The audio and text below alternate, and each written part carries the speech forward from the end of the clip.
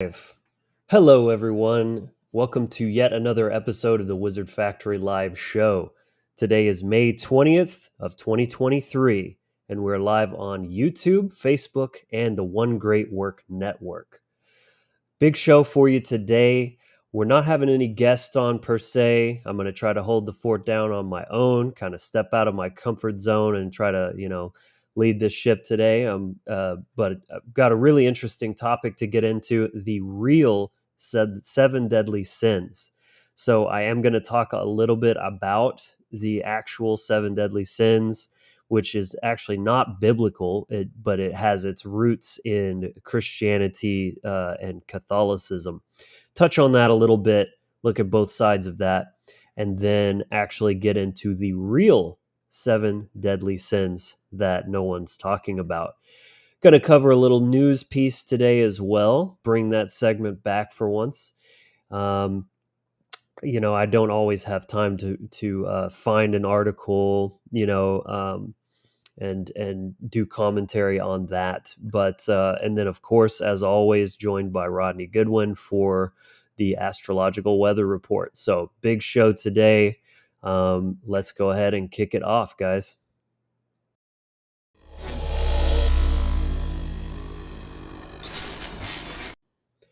All right, so welcome into the show. I'm excited to be here. If you are too, let me know in the chat. Let me know where you're tuning in from. I'd love to hear what places in the world, folks are tuning in to join us here. And if you have not yet, do consider subscribing. My name is Logan Hart. This is the Wizard Factory. This channel is all about giving you the spiritual tools and mindsets to live a more empowered life. If you're new here, welcome to our growing community of those seeking self-improvement, spiritual evolution, and a tribal family. So if that resonates with you, join us. Remember the tribe. Subscribe down below, and make sure you click that bell so that you don't miss a video and you're not relying on these bullshit algorithms. With that, of course, you know what to do with the like button. Smash, smash, smash. Yeah. All right. So, how's everyone doing today? We got Hexproof in the house. What's up, brother? Welcome to the show, and thank you for joining Patreon here recently. So, and we'll get back into that. Also, you said it, man. That's exactly right. But no spoilers yet. We'll get more into depth on that. Rika, welcome. Glad you're here. Mr. Steven, good to see you, buddy. Tommy from Glasgow, Scotland. Well, that's just great. That's awesome, man. I wanna visit Scotland. Jason, welcome in. Separation from natural law, exactly. Got Wyoming, driven through there many times. Nearly get blown over in my big truck on the I-80 right there. Yeah, it's a beast, man. Beautiful though, love it. Jackie from Arizona, thank you for being here. Great to see you. I hope I'm not missing anyone. All right, so thank you all for being in here. Let's go ahead and get into a news piece here. So I gotta share my screen. This is something I came across last night that I thought was really interesting. Ron DeSantis signed 5 bills restricting trans rights in Florida. So, trans rights. Well, most people have no fucking clue what a right even is, and rights don't come from government. They can only be taken away from government, but some people think that the government's taking away their rights when they're actually not rights at all. So plenty of confusion on both sides. So let's just touch on this a little bit. It's just, I've been tracking the situation, this whole trans agenda thing. I mean, it's really starting to take hold a lot more lately. I'm noticing you're just seeing more and more of it, more backlash. And yeah, looking here, something called the Let Kids Be Kids package, consisting of 5 bills. He signed in, and then they touch on here. Of course, they start by framing it. Governor Ron DeSantis rang in the International Day Against Homophobia, Transphobia, and Biphobia. So, anti-trans bills, right? It's not pro-freedom. It's not just pro-choice. It's anti-trans. So really pushing the agenda hard there. So let's look at what this bill actually does. This is, again, the governor of Florida. So Bill 254 imposes harsh restrictions on gender-affirming care for both minors and adults.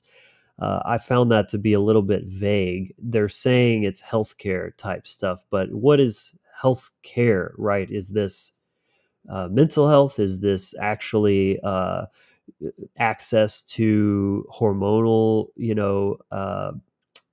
like transition type procedures? It doesn't really say here. It's not super clear to me. So, I mean, we'll kind of put that on the side. Bill 1069 bans trans students from being able to use their correct pronouns and allows anyone in a school district to flag classroom or library materials that contains sexual content for potentially permanent removal.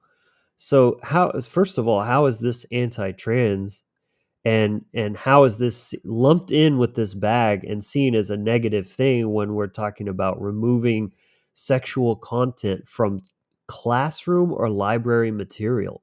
Like, what is that?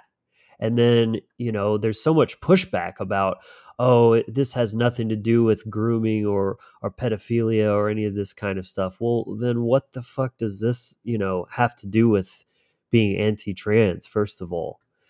HB 1438 bans minors from drag performances with hefty penalties for establishments that might violate its provision. And I looked at this, and it's basically saying that there's penalties and punishments for establishments that are allowing children into adult performances. Like, what? And this is all put in this basket of, oh, just look what this scumbag's doing and trampling on trans rights. What are you talking about? Like, that's sick, man.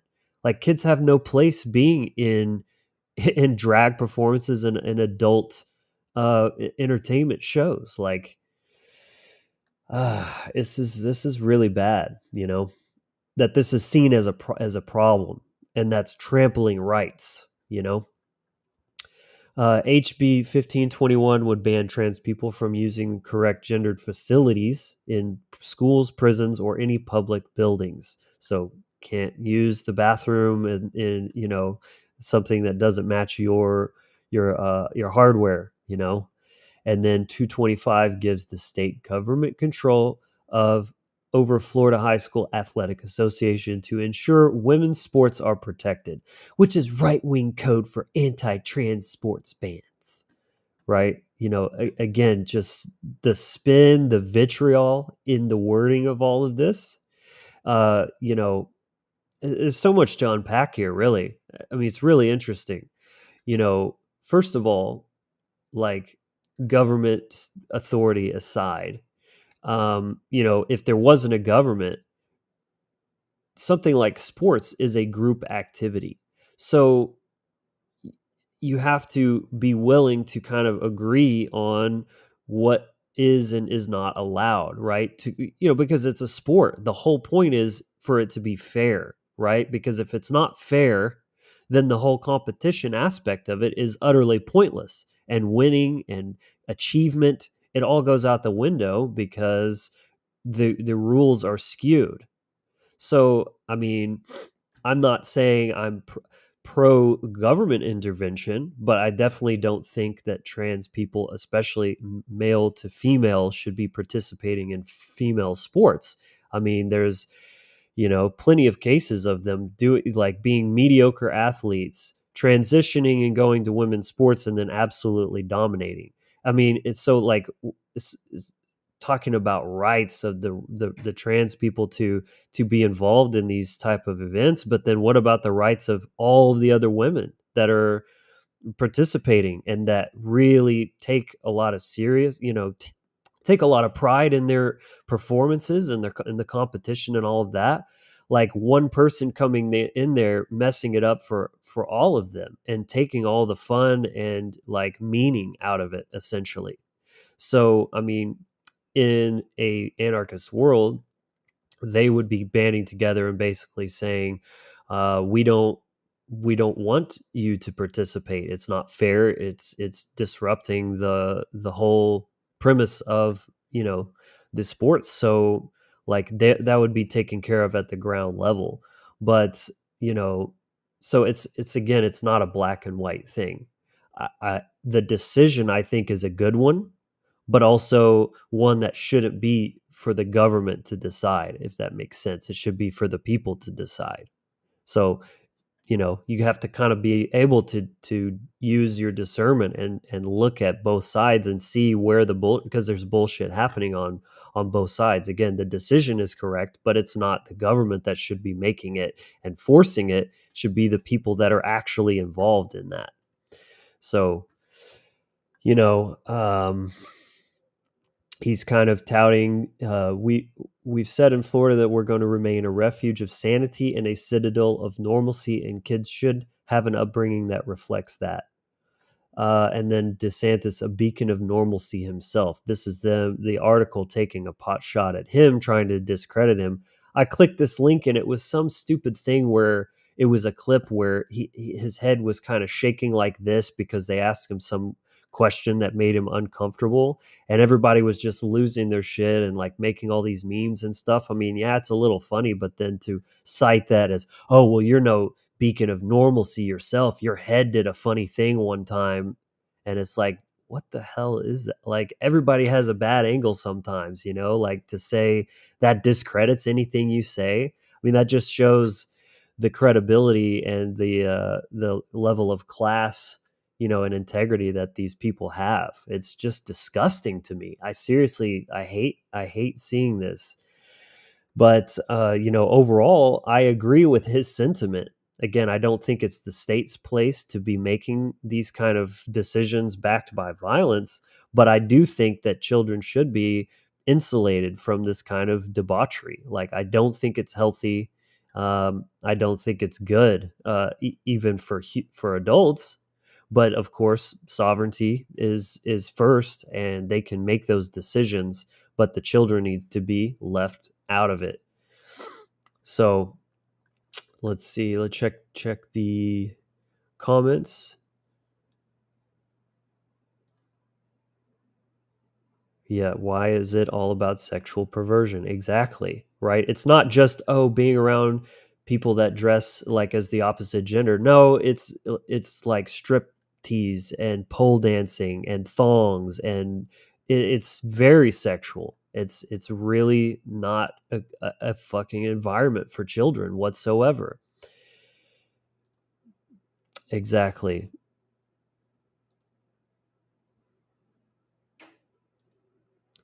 And Tommy, you nailed it right here. It's another cog in the wheel of eugenics, because this is how people are going to cull themselves, be cut off from their sexual power, from their creative power. To be neutered is to be neutral.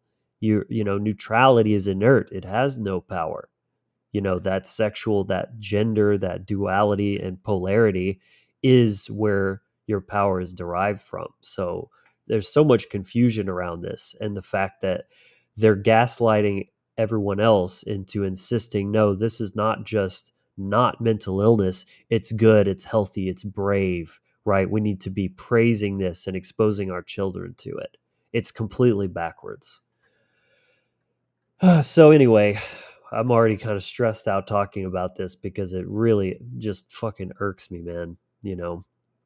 But that's the news segment I have for today. I hope you enjoyed it. I'm keeping an eye on this, because this is one really hot area that they're turning up the volume on, and it's not going to end well, I'll tell you that much. So I think we need to be talking about this, right, and being brutally honest and not bowing our knee to these bullies and these, tyrants that are using basically social terrorism to make people so afraid to say anything. And that's exactly how evil starts to just run amok, is when, you know, equally good people fail to not do the right thing. So I'm at least trying to do my part, speak it against this, and bring awareness to it, because awareness creates choice. And if we're all just going along with what everybody's saying because it sounds good, and it's packaged as this, oh, love and acceptance and equality, it's you know it's none of that. Exactly. Will. That's another good point. They can't reproduce themselves, so they have to essentially recruit, right, and get them young. That's Everybody knows that's the best way to go. So, all right, enough about that. Just wanted to bring some light and awareness on that. So we'll cover some quick announcements, and then we'll bring Rodney on for his awesome Astrology segment, right? All right. So first of all, I encourage you to follow the Wizard Factory on social media. I'm fairly active. There's the Wizard Factory Facebook page. There's the Instagram page. I post lots of images, shorts, things like that, as well as following me personally. And I'll come back to this a bit later. But I'm fairly active here, and if you don't always have time to watch a 2 or 3 hour video via the live show, follow me here and get those kind of short little daily doses of thought provoking and hopefully empowering content. Join the Patreon. It's $4.99 a month, and you get these perks right here. Most of all, just supporting what I do. That really helps out a lot. And we're now up to 5 people. We've had several join recently, so give a shout out real quick to them. Edos Hugh, Slope Oak, AJK Green, Theo Lux, and Joshua Brown, who's the hex proof anarchist right here recently, has just joined. So thank you all so very much. That really does help, and you get a little something back in return. Again, eventually I would like to open back up the wizard tier, not the wizard tier, the tribe tier, which would have a monthly group call with me, doing private Q&A, like a rune reading, things like that, kind of a roundtable discussion with you all, because I want to start building like deeper, real connections with all of you. So let's see what else we have here. Right, do check out the One Great Work Network. Myself is on there, as well as I think like 60 some odd we're up to now, other content creators doing this kind of work, talking about truth, morality, natural law, esoteric sciences, all of this kind of stuff. Yeah, I appreciate you, brother. Thank you so much. And yeah, I love this. Smash, right? Like the tomahawk dude. Show with Sethicus was awesome. Thanks, man. Yeah, I'm going to be posting that on my channel here as well. I will drop it on Patreon first, so if you're subscribed there, that's one of the perks, is you get early access to stuff before it goes public. Qualities, yes, well said. We don't live in should land. It's tragic. Yeah, exactly, Sarah. Yeah, and the only way to reverse this is to be speaking truth, right? Standing up for and representing truth in the face of insanity, right? Mental illness. Not co-signing on delusion, right? But saying no, right? The most powerful word in the universe. So, one last thing, if you have not yet, I highly encourage you to check out the initiation package. So I'll stop for just a moment to share this short clip with you on that.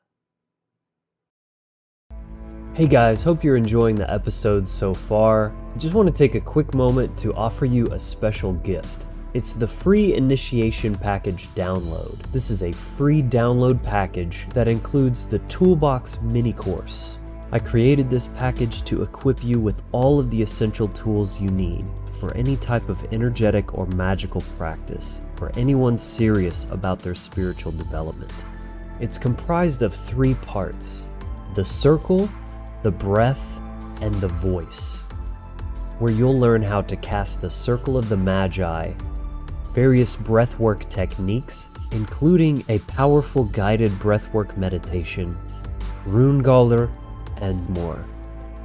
You'll also get access to the Inner Sanctum, our private Facebook group and Discord server, as well as some Wizard Factory wallpapers for desktop and mobile, all for free. And for those who've already seen this course, I'm happy to announce that this is a brand new remake with better production and even more information. You can find the link to get yours in the description below. So check it out and let's get back to the content. Thanks, Logan. Great message. And Josh says the package is very good. Yes, highly encourage you. I put a lot of work into that, the remake especially. Very high quality and lots of good and useful, most importantly, information. So, without further ado, let's get into the astrological breakdown with Rodney.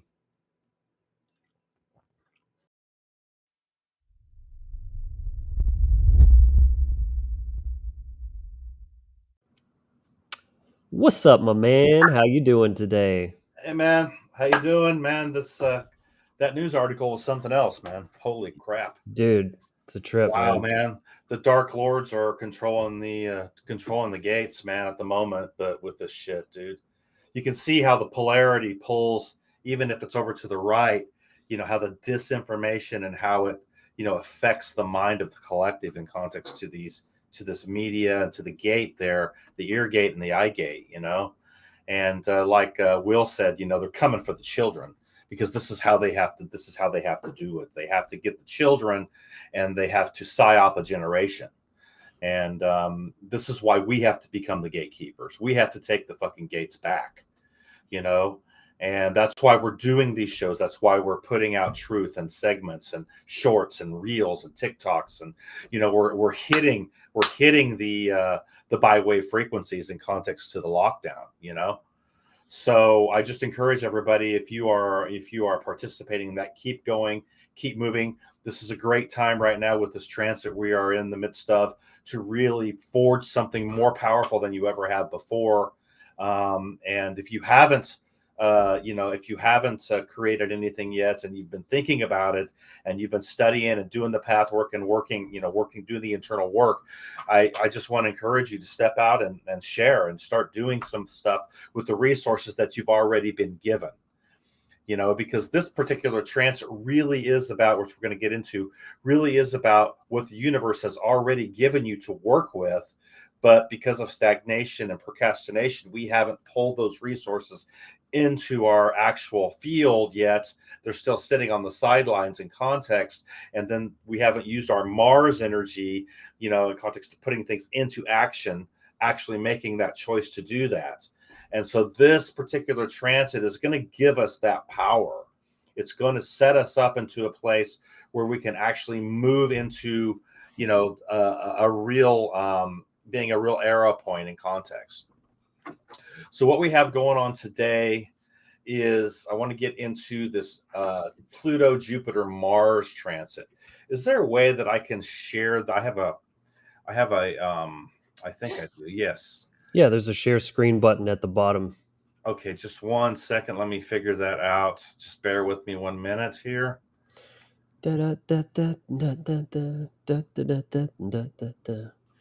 Okay, share elevator music. Let's see here. That's not it. Share screen. There it is. Boom. Boom. Did that come up? There it is. All right, it's just real quick. I want you to take a look at this this setup we got going on here. So what this is called a T-square. You see this big red triangle right here? Okay, so the point or the cause point of this is Jupiter. As you can see, you have a square here to Pluto. That's what this 90-degree angle is here. Pluto's sitting at 0 degrees Aquarius. And then you have another square running to the Mars energy, which is entering Leo today. So it will be at 0 degrees here soon.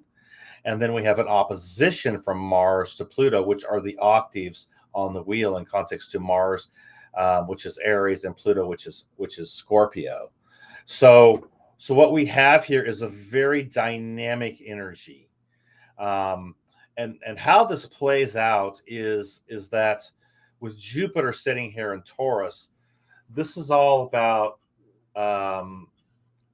it's an expansion of Earth energies. Okay, very powerful Earth-like energies. So stability, values, morals. Taurus is a very moral value, lots of values and morals that are laid down in your life: self-worth, self-love, passion for the love for yourself, and also anything that comes out of the earth in context to that. Okay, and also finances. So what are we doing here? We're squaring off with the Mars energy that's moving into Leo, right? So what is Mars in Leo? Okay, so Leo is the Sun King, right? It's the Sun King. So that's the fifth gate in context to your soul expression, your creativity, how you're going to put things in action in context to your confidence and your strength. And then Pluto is sitting here charging it as well. Pluto is the power planet. The word Pluto actually means riches. So literally, like, this is the power planet of riches. And so what's happening here is that Pluto is really, it's like this Pluto square to Jupiter, and then with Mars sitting there, this is like nuclear. So this next week, we are definitely wanting to set our intent and start to put things into actions that we have been setting on the side. I'm going to go ahead and stop this screen share here. I just wanted to show you that, trying to figure out how to do that. I got you, bro. I already took care of it. Oh, did you? Okay, awesome. Yeah. Let me bring my restream back up. There we go. So basically what's happening here is that with this transit that's going on, it's a ferocious transit. And the things that we have, the resources that we've already been given, and to all of our lives that we're ready to step into and use, this is where we have to pull out of stagnation, pull out of procrastination, and bring them to the forefront and really look at what we've been given to use in context to our knowledge, our wisdom, and the resources that we have at our disposal at this moment. Because how can the universe give you more resources when you haven't used the ones that you've already been given? And so this is all about taking what you've been given and now putting it into action in context to your confidence and strength. This is where you can challenge the obstacles in your life that have been holding you back and keeping you from stepping into a place of power in your life. And shed the procrastination, shed the stagnation, and put yourself into the place with Mars and Leo. See, which is a very powerful position in context to putting things in actions with your confidence and your strength and your will force. Because the Leo gate is all about the sun. And this is what gets inverted to the tyrannical narcissistic aspect on the shadow side. Why? Because it's locked down from the actual sixth dimension, or the Virgo aspect, or the Virgo cluster of context. It's locked down from that place down on the gates, right? So what happens? Service to others turns into using others. See? And this is where you get the tyrannical king in context to the narcissistic aspect, right? And where that disconnect happens. And so this is where we look and to literally see how government rules over the mind of the people in context to this tyrannical, this tyrannical behaviors that they input and implant into the collective consciousness in context to the gates. And when we start to realize that lockdown becomes it's a usury to the people. And what really sucks is that people want more of that shit because they can't seem to get a control of their own mind for some reason. There's something blocking them from actually stepping into their true power and sovereignty as a person and as an individual. Why? Because they don't really want to take responsibility for their own lives. They want government or some other entity to do that for them. And this is where the black sun happens in context to the fifth gate, to the Leo aspect, because it's darkened, it's eclipsed to that sun, to that will force. And so you become what? Emasculated. You become stagnant. You become, potentially siphoned off in context to your system mechanics and your soul itself. And so you don't have any creative expression. You're just an NPC, a cog in the wheel, doing your thing, going to your matrix job, eating the matrix food, having the matrix relationship. And then at the end of the day, when you finally, at the end of your life, you're like, what the hell did I actually accomplish? What did I actually leave as a legacy in my life? Fucking nothing, because I was wrote in on my whole life. This is the problem, see? And so the solution is what? Finding your own true core essence and knowing who the hell you are. And that is transcending and bringing this Leo gate into its actual position where it needs to be, where you are shining like the actual sun, with your confidence and your strength. Mars in Leo is all about kicking some ass and moving through the obstacles. And with Pluto sitting there and fusing the power to the opposition and creating the tension, and then Jupiter literally expanding that tension, this is where we have to take back the things in our lives that have been taken from us and see where we've given our power away. This is a powerful transit to transform. See? And this is also a transit of resources, because Pluto is sitting there in context, right? So this is all about what? The things that have been lying dormant in context to your resources, you've got to tap into. So whatever you still have there that you haven't tapped into, it's time to bring that to the forefront and move your ass. See? And when we start to do that, whether it's, I've been wanting to do an exercise thing for so long and I just putting it off, this is the time to do it. This is the time to step into that exercising your physical body, your mental capabilities, see? Putting things into protocol into your life over this next week to 2 weeks, where this transit is going to give you that power to do that, to tap into much easier, see? And with that, you also have what? You have to utilize it. You've got to take the bull by the horn, so to speak, the Taurus gate, and you've got to grab those horns, and you got to start wielding something in your life that's going to create a power base and manifestation to the 10th gate of Capricorn, and actually start to leave a legacy in context to your actual personal incarnation. And when we start to do this, we start to gain the law of momentum. The principle of momentum starts to kick in, and that's when we start creating that that power base to expansion with the Jupiter energies in our lives. See, Jupiter runs to the galactic center. The galactic center is at 27 degrees of Sagittarius. This is the quantum field. This is where we need to look at our transits, look where our placings are in context to accessing and truly getting ignited with our heart core intelligence and our first eye. See, that is the eye of Ra. That is the eye of Odin in context. See, the wisdom and to be able to actually see what the hell is going on. And the story of Odin, his thirst was for wisdom, right? And so this is why he sacrificed himself unto himself. This is why he plucked out his eye and threw it into the well of Mirmir.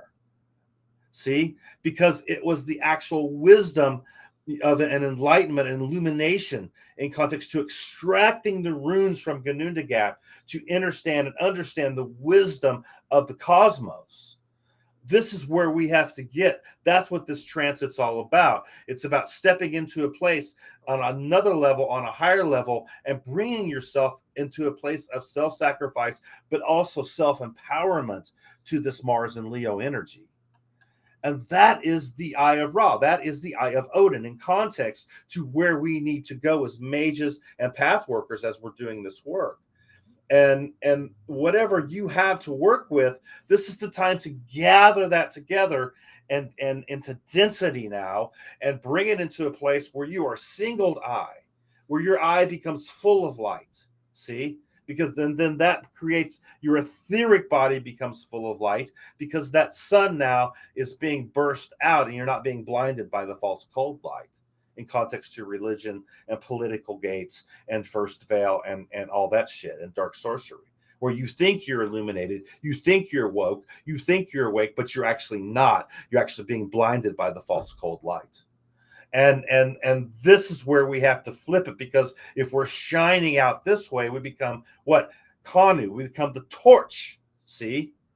And that torch begins to light our path in context to the runes. See? And that aspect. And so a kind of shadow aspect of this, in context to shadow work, would be the Jupiter and Taurus aspect, because that is an earth energy. We are made of earth and water. And so what does that mean? There could be an alchemical aspect to this as well, in context to calcination and also the Athenor, to the burning. Because what's happening here, Mars and Leo, it's a fire element, right? So what are we dealing with here? We're dealing with the calcination process and actual power struggles within ourselves to make transformation. So it's like a volcano.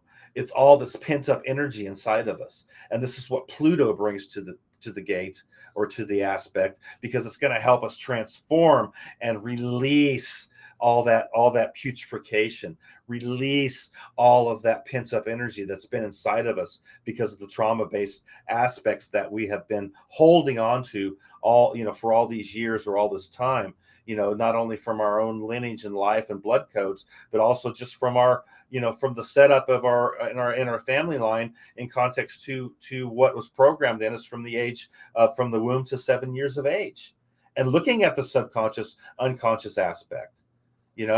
Because the other thing that's happening is we have a square from Neptune to the galactic center at 27 degrees. And this is all the aspect of doing the spiritual work to illuminate the subconscious and unconscious minds, so that you can actually see and look into the mirror of your own soul. And so these are very powerful alchemical transits that are going on right here. And the positive thing about this is that literally it's going to give you the strength to kick some ass in your life over this next 2 weeks, and set something into motion that's going to take you into the next year, 2 years, 5 years, etc., in context to what you want to lay down in the next few weeks. So that's kind of what's going on with the transits. I know I'm getting a very, very cathartic here a little bit. I love it, man. I'm passionate about it, It's very powerful stuff and very encouraging, of course. I think a lot of people have really been feeling that fire, the fires of tribulation and struggle, and just that tightness, right? And we're ready for expansion. We're ready to just blow it out, right?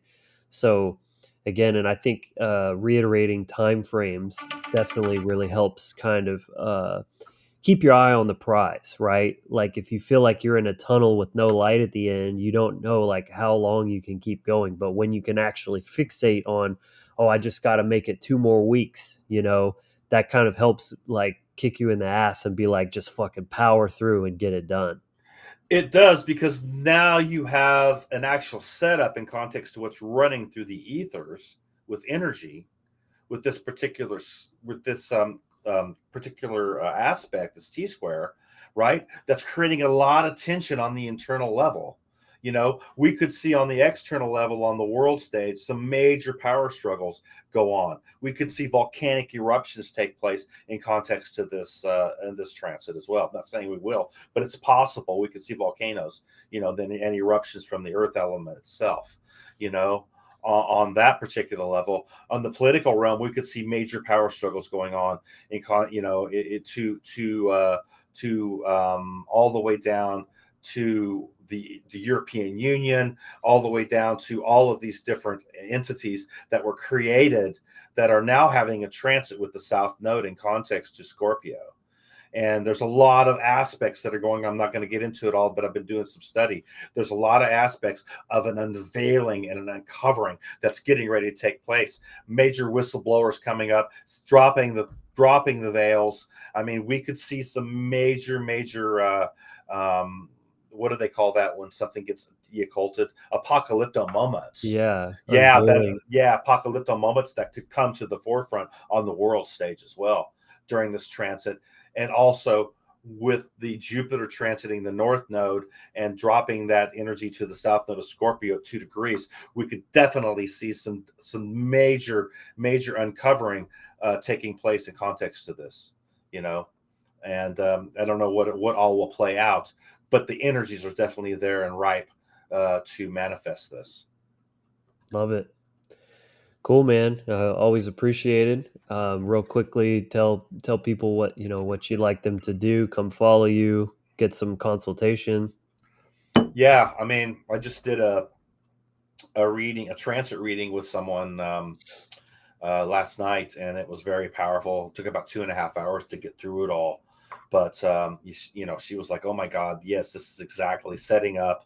And I went through each transit and how it was going to affect her life, what she could look out for, during these months that that heightened energies, because what people don't realize is that the transits are there to help you evolve. It's called high planetary magic. It's called high planetary alchemy. So when we're dealing with the solar spiral, what are we dealing with? There's setups and configurations in context to how energies are moving and connecting to your templating.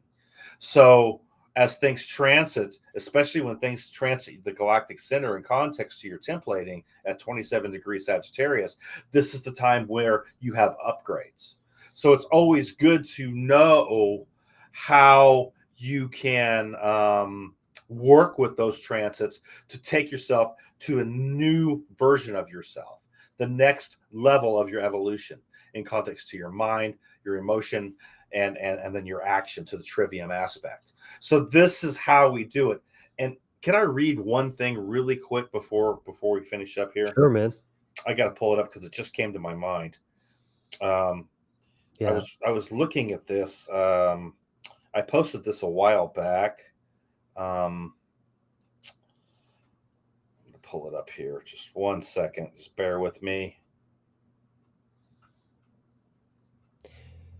Yeah, one thing that came to mind with what you were talking about, it's like a useful mindset to have is, and it's kind of a cliche you hear in general, but especially with these transits, they're not happening to you, they're happening for you.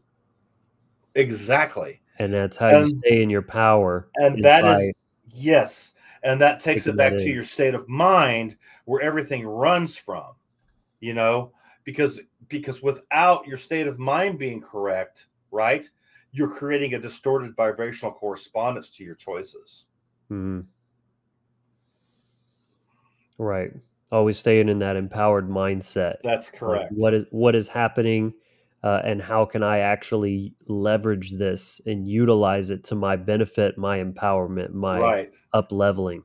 Exactly. So getting to the galactic center, which I'm going to talk about next week with the square to Neptune, we're really going to get into it.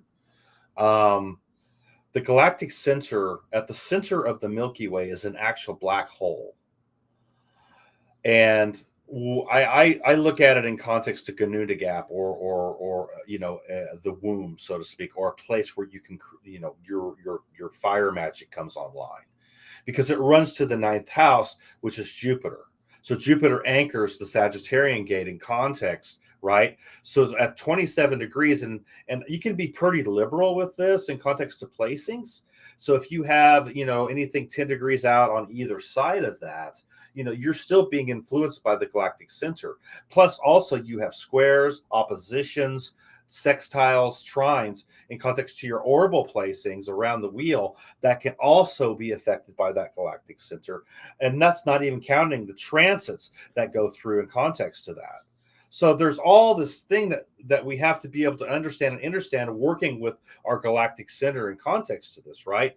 So this is where we have to understand how the human body works, how it works on the etheric level, and how we actually manifest, how we actually tick. So I'm going to read this. It's just a couple paragraphs. Know thyself. Exactly. The human body is a quantum electromagnetic organic technology. This is bioforce to chemical reactions taking place on a microcosmic vibrational broadcast. Its multidimensional functions are complex and simplistic all at the same time. As to its ability to hold consciousness and create morphogenic fields of matter is a complex process that is not only based in a scientific model, but also to its spiritual counterpart, housing the essence of our eternal existence. The law of vibration is a level of frequency we as humans broadcast from our conscious to superconscious mind, and from the subrealms to the unconscious mind. All of these aspects are creating a vibrational frequency that is broadcasting to the cosmic ethers. Correspondence, as within as without, is always in play as to what we are creating and to the measure we can attain awareness to choice. As stated before, it is your state of mind that determines the trajectory of your path. This is called vibrational correspondence.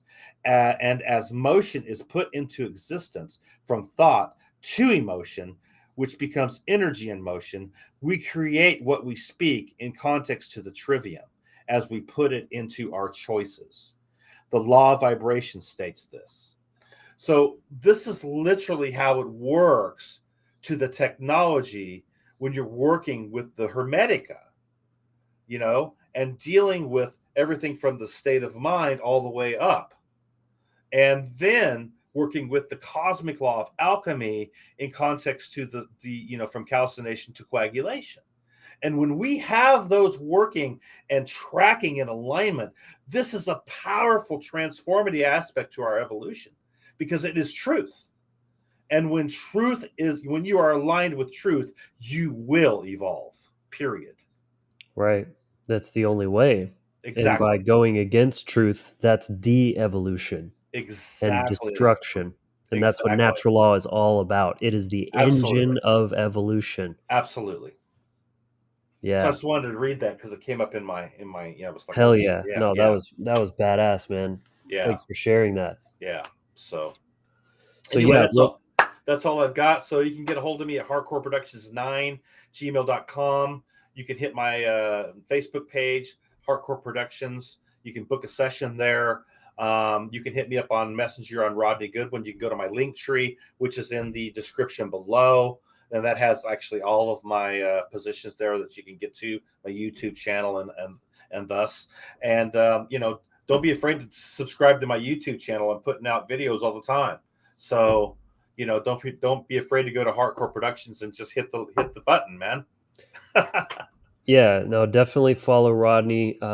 He puts out great videos fairly regularly, giving these kind of same similar breakdowns, but on a more regular basis on like what's happening in the astro realm, as well as do hit him up for consultation, especially transits where his specialty lies. So Yes, absolutely. Rodney, And I'm not just an astrologist. Read runes, runes, tarot. I work with numerology. I work with all the arts of gnosis. yeah, So he's a regular wizard, guys. yeah, Check so him out. we can get into all of it, man, and we can weave it as well, man. So it's just all about what you want to get into. So Absolutely. Rodney, awesome stuff. As always, thank you for joining us. absolutely, And man. yeah, we'll see you next week, man. Okay, man. I might bring you back on later on if you just hang around or if you like Yeah, raise your hand, you want to chime in on something. absolutely, Otherwise, I'm man. going to try to kind of, run this one. But Beautiful, yeah, man. awesome. Thank you, brother. Okay. Awesome stuff, guys. So, how are you liking this so far? Make some noise in the chat. Let me know, that and rile up that algorithm. Hopefully, that helps. Helps with the getting the video distributed on these platforms. That really, really helps because I'm definitely wanting to, grow this channel, grow my reach, and ultimately help more people with with truth-based content. So yeah, up next, I want to touch briefly on a little a post that I made this week. I think this could be like kind of one segment sometimes that I touch on. It's like post of the week or something like that, because I am fairly active on social media, and I post different things. But Dick, the link is down below, so you can just click his link tree, and it has all of his stuff right there. So yeah, definitely go subscribe. So yeah, so post of the week. Again, I post quite a bit. Different reels and things like this is kind of my specialty, like short form, like quotes and things that I come up with that are meant to be very short and to the point, but very potent, right? That pack a punch. And oftentimes I like to leave a little bit of ambiguity to let people kind of project their assumptions and their false ideas, and come and jump in the comments and sometimes be antagonistic and things like that, which is just great, because the more bustle happening in the comments, the more my post gets seen by more people. So I think that's awesome, and frankly pretty hilarious that the more people try to push back and fight things that I say, it's really only just helping my cause. And for every one hater, there's probably 10 or 20 people that really just get it, and they appreciate that, and they'll hit that like button or share it or something like that. So yeah, good stuff. Lene, thank you for that. Appreciate it. So yeah, this one here did pretty well. Got some good shares and likes and everything. True self-love looks like arrogance to the weak and weakness to the arrogant. And what this is kind of playing on here is the dialectical thinking and the state of mental imbalance that people are generally stuck in. Man, that mouse thing is kind of annoying, isn't it? It's like glitching out. But anyways, yeah, I mean, trauma tends to polarize people into either the left or right brain executive positions, and are primarily running in that state of imbalance. So it disrupts your sense of self, and it will either it'll crush your identity to where you think that you're worthless, you're nothing, you deserve to be punished, and things. You're kind of identified with the victim in whatever traumatic experiences you might have had. Or you get polarized to the other side, where you kind of identify actually with the abuser, and that really inflates your sense of self, expands it out far beyond what is healthy and where it should be. And that's where arrogance kind of comes in, is because they're actually compensating for a feeling of powerlessness and worthlessness, right? It's self-loathing at the end of the day. It's ironic, though. Both are forms of self-loathing. It's just that one fully internalizes that, and the other like swings completely the opposite way on the pendulum, and overinflates their sense of self, and has like a god complex, essentially, right? And don't know boundaries, don't respect boundaries, and don't especially set boundaries for themselves. Friend request from Christopher, who's in the chat. I appreciate that. So, hopefully that makes sense. And yeah, that's kind of the general idea, is that true self-love, I find, is actually quite triggering to a lot of people. And I've experienced this firsthand, whether it's by something I've said or a post that I made or something like that. And it's quite astounding sometimes, the pushback that you'll get, like where people will call you a narcissist, or they'll think like you're just being like kind of new age woo woo because you're talking about self-love or something like that. And it's like you're seeing both sides of that, where yeah, like they don't know how to process true self-love, because what that is it's balanced, it's synthesized, loving yourself and also respecting others, right? Because if you truly love yourself, you will love others by extension, right? This is the law of correspondence. And a person who loves themselves can't treat others badly, because not only do they recognize that they are them, like we're all one in a grand consciousness state of mind, but also to cause harm to others is also causing harm to yourself spiritually. So if you truly love yourself, you're not going to disrespect yourself and compromise your own integrity, because you actually do love yourself and you want to treat yourself through your actions with the utmost respect as well. So there's post of the week. And with that, let's go ahead and move forward into the topical topic. That's a bit redundant, isn't it? Topical topic, topical discussion. We're going to get into the real 7 deadly sins, right? The real, not the ones. And we're going to talk about the originals coming out of the Christian faith, but then we'll get into the real 7 deadly sins, which are actually really, truly relevant, especially in today's world.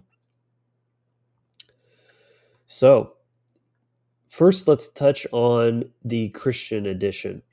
Now, when I started doing a little bit of research on this, I always kind of assumed that these were somewhere in the Bible. And I mean, that's a bit presumptuous for me, as I used to be quite the like Sunday school student, right? I was raised Christian, but not just your average Christian. You know, I definitely took it seriously in my younger years, and I still have quite a bit of knowledge, but a lot of it has faded. And it's easy for things like this. You kind of make certain assumptions, but this was not actually biblically based. This was an idea that sort of developed out of several philosophers. It was first coined by Ponticus in the 4th century, and then enumerated by Pope Gregory the First, and then elaborated by Saint Thomas Aquinas, who was a prolific Christian philosopher. So, going into these one by one, I found this article to be a pretty good breakdown. These 7 deadly sins, they're also known as capital sins or cardinal sins. These transgressions are considered to be the root of all other sins. They are the sins that are fatal to our spiritual progress. Committing these sins can lead to committing various other kinds of immoral acts, which in turn can lead to the death of the soul. So, first we need to look at kind of what is sin, right? Sin is sort of defined etymologically as missing the mark. So, this is getting into kind of where I like to differentiate moral versus ethical. And I know students of Mark Passio and things like that, we've really, driven home this idea of objective morality. But because I think it's important to make this distinction, I'm going to go ahead and say morality is more the personal and subjective areas, and specifically personal. And then ethics is more to do with the objective and the interpersonal, right? The how we're actually dealing with interpersonal relationships and interactions. So, just for usefulness of delineating those terms. So, in this context, and I dove into this with the idea that it's all just self-loathing nonsense, and there is some of that, but reading these explanations, I was actually pretty impressed at, like, they're really reasonable as a matter of fact, but you have to have the right context. So let's actually get into that. To put it simply, deadly sins are called such because it causes spiritual death. As Evagrius pointed out in his work, Gnostic Centuries, our essential function as spiritual beings is to experience union with God. I can kind of agree with that, in a sense of, like, consciousness and the expansion of consciousness and the expansion of the human experience, right? Our abilities, our skills, our capacity to love and to create. These are kind of the crux of what is spiritual. Well, I think that if you're disconnected from God, you're not going to be able to do any of those things very well, if at all, because your own ego is going to be in the way. And again, I'm not one that thinks the ego is a bad thing. In fact, I equate ego with self-love, or sorry, with your sense of self. Ego is just who you think you are. And that can either be in alignment with truth or it can be highly illusory. And that's actually important. It's funny because I didn't even intend for that post that I touched on to kind of coincide with this topic, but it kind of does in that sense because, yeah, to truly have self-love is you can't love yourself if there is no you, if there is no self. That's what your ego is. So properly healing and calibrating where the construct of yourself should be in actuality, because there is such thing as you and there's what is not you, and just getting all of that sorted out is what's necessary to cultivate self-love. So all that to say, if your false self is in the way, you can't connect with your true self, and what your true self is a fractal of God consciousness. So hopefully that all makes sense in how I'm tying this together. By committing these gross transgressions severs that union. As a result, we lose the capacity to experience God's divine grace. Now, the grace thing, that's getting into original sin and like this inherent flawedness, which I don't resonate with. And that's where the self-loathing and stuff comes in. So that's kind of where you'll see that theme. Like a lot of this actually makes a surprising amount of sense, but then there's that little sprinkling of that sort of gaslighting. I also thought this was interesting. The origin of the word also gives us an idea of the severity of these acts. Capital comes from the Latin word caput. Caput, I don't know which is emphasized there, which means head. So that's where we get like capital punishment or capital crime involves the loss of life. So that makes a lot of sense, is like being a capital sin is one that is essentially putting yourself to death. So let's look at these one by one. The first one is pride. A feeling of being better than others, right? Your definitions are definitely important in this kind of context. So at first, I would have thought, and oftentimes Christians do talk like this. So this is where I think this is really good to get into, to kind of look at those nuances, because a lot of the times when a Christian is talking about pride, it's any sort of sense of self, right? Because you're supposed to give God all the credit. Oh, through him, all things are possible. I'm just this lowly, wretched sinner, and any good things that I do, even if I'm going out and like, being charitable or whatever, that's not really me. And that's prideful if I want to take credit for that. Like, oh, like that makes me a good person. No, that objectively makes you a good person. And there's nothing wrong with simply acknowledging that fact. But in this, again, I thought this article was pretty sensible. It's saying it's a feeling of being better than others, an attitude or reaction towards something that one owns or have a connection to because of perceived value. The habit or vice which disposes a man to make himself more than he is. So that's kind of what I was talking about, is like overcompensating, over inflating your sense of self.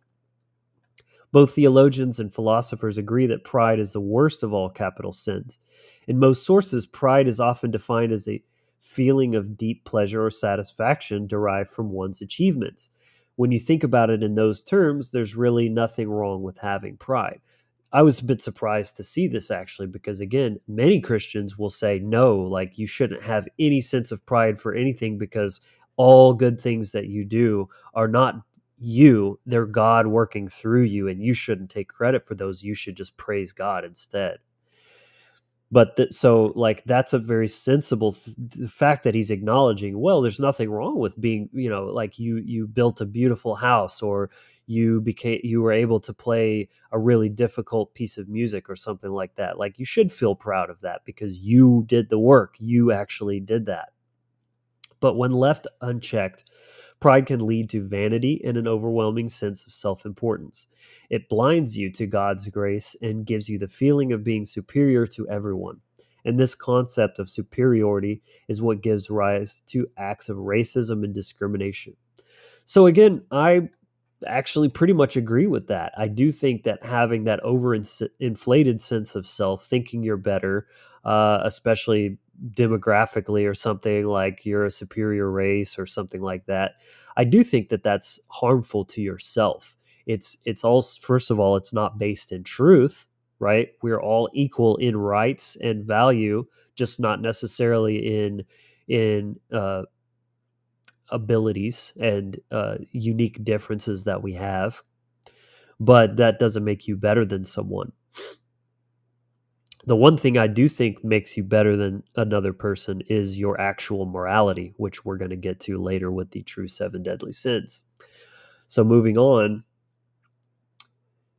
to anger. Defining as a strong feeling of displeasure and hostility brought about by frustration or annoyance. So this was one for sure. I thought, oh, well, this is going to be a good, because, anger is when aligned with truth, is a righteous and motivational emotion that will cause you to take action against that injustice. And that's a very good and necessary thing. And again, oftentimes Christianity will kind of pose this as like, oh, if you're just quick to anger, or if you're an angry person, like if you allow yourself to get angry, right, then you're cutting yourself off from God. And I say bullshit. If you're acting out of anger because someone's actually causing harm, you're acting as a force of God, as a force of truth, to restore peace and justice through that. But again, this article was surprisingly sensible. Most of the time, we become angry at people because they've offended us, either directly or indirectly, but the Bible says we should forgive each other as God has forgiven us. There's some of that mixed in there, right? Of like, for being born, we must be, asking for forgiveness and salvation and all that kind of stuff. That's bullshit. If you continue to cling to your anger instead of forgiving your enemies, it can lead you to a very dark place. Well, yeah, absolutely. That pent up anger slowly turns to wrath and then hatred. Before you know it, you're seeking revenge against your enemies. Then your enemies will seek revenge against you. It'll be an unending cycle of revenge, hatred, and violence that could go on for generations. So there's a lot of nuance to see here, really. Anger is a healthy emotion if it's properly calibrated to truth, right? If you're getting angry because somebody won't like buy your product or do what you're trying to tell them to do or whatever, like that's not that's not reasonable. But if you're seeing a crime literally happening, or somebody's pushing you around, you should get angry. But you should do something about it, right? To correct the situation that's causing that anger, and then move on and release that. I do agree holding on to anger is extremely unhealthy and toxic, and it will eat you up from the inside out. So again, you can kind of see there's like a truthful and then a toxic way to look at this. Lust, intense or unbridled sexual desire. Intense or uncontrolled lust leads to immoral sexual acts. This is why Aquinas reasoned that it unloosens the human spirit and sets aside reason. In other words, it turns you into a slave of your own desires. You no longer care about anything except quenching your sexual needs, which makes you very dangerous. It leads you to commit acts of adultery and even rape just to get that sexual gratification you're yearning for. So, again, Christians will often say that any form of lust, any sort of sexual desire is inherently immoral. You shouldn't feel that, and if you are, then that's just you being a nasty sinner, and you should ask for forgiveness and all that. That's bullshit. That's the toxic version. I do, however, agree that sexual desire can be a very powerful force that can distract you from from a clear state of mind, from it can pull you away from healthy inhibitions, um, essentially causing you to make bad choices, right? Especially when there's something like drinking involved. That's literally what it does, is it removes your inhibitions, and then you often do things that you regret the next morning. And of course, when it's unchecked for so long and it festers and it turns into something as horrific as rape, and I do think cheating is definitely objectively wrong as well. Then that's obviously not a good thing. So again, there's your nuance there. Do I think we should be like these pious monks that just basically might as well castrate yourself because that's all ungodly? No, that's terrible and very toxic and unhealthy. But should we strive to have mastery over our own desires, including sexual desires, as well as other desires that will cause you to, as it says, set aside reason to make poor choices, and of course, especially to eventually uh, cause harm, right? Do immoral actions, then that's a problem. So, envy, a painful or resentful awareness of an advantage enjoyed by another, joined with a desire to possess the same advantage, a feeling of unhappiness over another's good fortune, together with a desire to have the same good fortune. So it's being upset that something is good that's happening to someone else or something that they have, while also wishing that you had that instead. And it's like this, like, oh, that's not fair kind of thinking. Why is it a deadly sin? From Cain killing his brother to the Pharisees plotting to kill Jesus, almost every book of the Bible has a story about envy. But being envious of other people's things or their good fortune isn't a sin in and of itself. Again, I was kind of surprised to see this. A healthy amount of jealousy will motivate you to do better and improve yourself. Exactly. It's when you let your envy fester in your heart that will eventually lead to horrible consequences. Just like with anger and lust, envy and jealousy will prevent you from seeing reason. It leads you to do things you'll most probably regret once your emotions have subsided. So really interesting here. And again, I thought this is an interesting theme that you're seeing kind of develop here, where these things aren't necessarily even bad in and of themselves. It's when they are unchecked and unresolved and they fester into more intense versions of themselves. And then that's where it starts becoming problematic. So I love that it actually said it can be useful, right? Again, as a guitarist, right? If I'm jamming with somebody and they can play something that's super impressive and melts my face off, like, there might be that little part of me that's like, you, why can you do that and I can't, right? But I choose to always appreciate their talent, the work that it took to get them there, and also to bring it back to my own power of, like, you know what, just because I can't play that now doesn't mean that I can't ever do that. And then I let that motivate me of, like, man, okay, after jamming with this person, I need to go home and practice because I need to, get my chops up to speed, right? So there's two sides to that. Moving right along here. Let's take a second to look at these comments. I've kind of been neglecting that. So sin is separation from God. Yeah. Ignorance of one's divine nature. Ego is a compensatory force. Cattle, chattel, and capital, right? Hence capitalism. Oh, he's asking about my chest tattoo.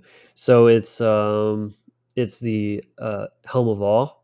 and there's the runes going around it, and then there's just sort of a decorative, I guess going full screen would help, huh? Oh.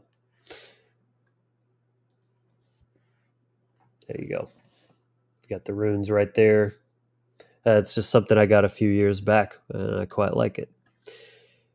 You're dead on. A lot of modern day Christians have never read the Bible cover to cover. They think a lot of stuff is in there that never was. Right. And I'm definitely guilty of that, even being someone that's studied a fair amount in my younger days, because yeah, there's just a lot of these kind of concepts that float around that are attached to Christianity but aren't actually rooted in scripture. And of course, fundamentalists will be the first to tell you that. Christians have adopted doormat behavior in their misunderstanding of what pride is precisely. Pride month approacheth, right? So be wary. That deadly sin's coming for you. Hopefully I'm not missing anything. If I do, I apologize, but let's keep rolling here. Let me know if you're enjoying this segment so far. This is a little bit different, right, than what I usually do. But hopefully it's valuable to you and giving you something to consider here. So number 5, greed. A selfish and excessive desire for more of something than what is necessary. And I think that last part is very important. More than what is necessary. So yeah, here's that theme again. It's like many Christians will take this idea of this sin and just expect it unanimously across the board, right? Without that nuance or that just stipulation of, well, only in excess. If you desire money at all, if you care about worldly things and materialistic things, right, that's cutting you off from God. Nonsense, right? We're here in this physical realm. Resources are very important. Fehu is the very first rune in the runes. So if you don't master that, you're not going to get very far at all. That's like the first thing, is you have to have resources to get you places. So, desiring resources is not inherently bad whatsoever. It's when it's more than what is necessary. We tend to think of greed as an excessive desire for money, but it goes way beyond material goods. A person can also be greedy for fame, power, attention, and compliments, among others. It's this kind of feeling of never enough, right? Because if you do have a wounded ego, again, wounded is the key word there, that's something that kind of comes about, is it's never enough, right? You always need more because you're seeking something outside of yourself as a proxy for internal fulfillment and wholeness, which you can never get. There's a George Carlin quote that I love. He says, trying to satisfy your happiness with money is like trying to satisfy hunger by taping sandwiches all over your body, right? It's never going to sustain you from the inside. Only you can do that for yourself. And it's done internally. It's an inside job. So the worst thing about greed is the more you have of something, the more you want of it. It's a hunger that can never be satiated. This is why many tend to view greed as a type of spiritual disease that affects all areas of a person's life. It turns them into rotten, self-centered monsters who disregard other people's welfare for their own gains. This is the satanic mindset in a nutshell, right? It's like, it's all about me. What can I get out of it? How can I benefit and profit from this? This is kind of the mindset where people give, capitalism a bad rap. Is it's not about voluntary exchange and God forbid somebody actually benefiting from the fruits of their own labor. No. It's all about, how can I exploit everyone else just to get that little edge and get a little bit ahead than the next guy. In Summa Theologica, St. Thomas Aquinas argues that greed is a direct sin against one's neighbor, since one man can possess too much of something without depriving another. It's also a sin against God, because the one committing it foregoes eternal things in favor of earthly gains. See, that's another thing. It's like, how are you using your resources, right? You can't take your money with you when you die, of course not, but you can use your money to create legacy and lasting impact that does echo beyond after you're gone here. You know, whether it's through because I think the best way to spend money is on yourself, investing in yourself through self-improvement, building skills, building knowledge, because that's all going to be, as long as you're actually using it and putting it into action, you're leveraging that into your legacy and your impact, right? The more, if I take guitar lessons, it's going to make me make better music, which then will have more of an impact. If I buy a marketing course, then I'm going to be able to get my content in front of more people. That's going to help expand their minds and give them empowering knowledge. So it's all a means to an end. It's how you're using it. You're not buying lottery tickets and going to Vegas and strippers and blow, right? If that's your idea of wealth, you're definitely missing the mark there for sure. So there was something else too. I guess I'm missing.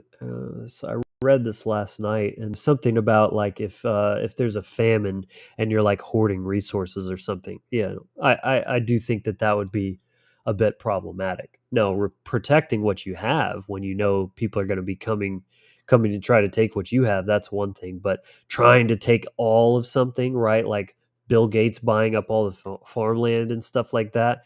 That's definitely not good. All right, so moving on, we got two more. Gluttony. We're in here, the good old US of A, so definitely I think we know a little bit about gluttony.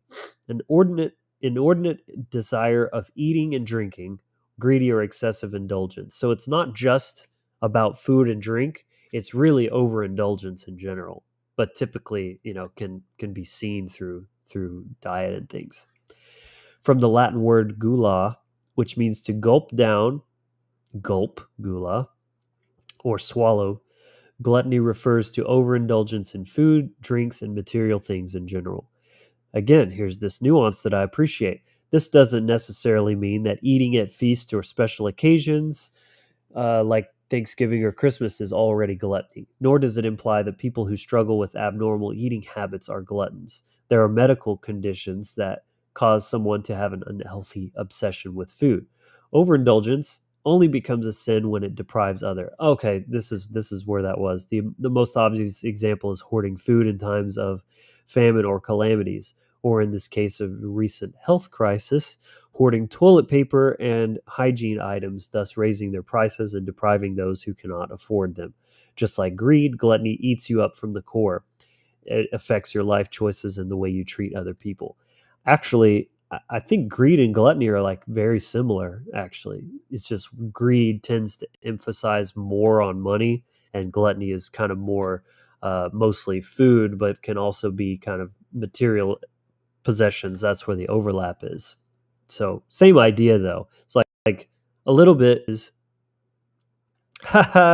glutton free. Yeah, I'm glutton intolerant. So that's a good one there.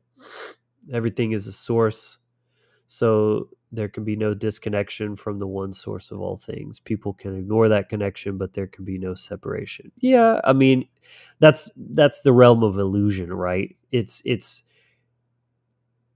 appears to be and it functions as, but truly all things are one in the mind of the all. So there is no separation in factuality. However, that I mean, there's benevolence, and then there's criminals, and there's objective good and bad, and that disconnection. I don't know. It's like it's real, but it's not real. It's kind of a paradox, as with most things here.